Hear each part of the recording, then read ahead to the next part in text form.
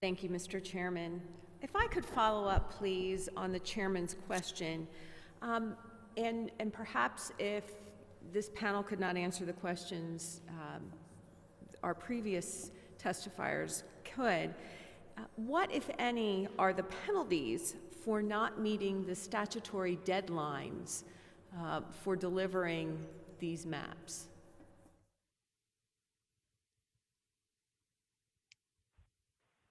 I'm not So, sorry, Brent. in regard to Pennsylvania, I'm not sure that I could, again, answer. We could certainly look in to see if we could get you, unless someone else in the panel is able to answer that for you. Is anyone able to answer that question? If you're referring to, this is James Whitehorn, if you're referring to the census deadlines, I don't know of any penalties built into the laws that prescribe those statutory deadlines for the delivery of the data. So I don't know of any penalties involved there. Thank you.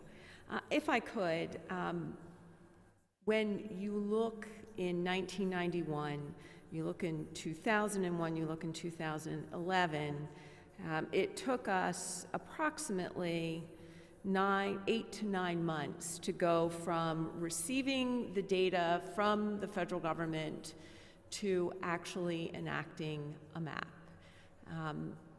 I don't know how long the good people at Penn State have been our data center, but could you speak to your timeline for turning around the data from the format it's given to you by the federal government to the format that it can actually be utilized to create the maps that we would then put forward for Pennsylvania, and how that's going to impact our timeline and our process?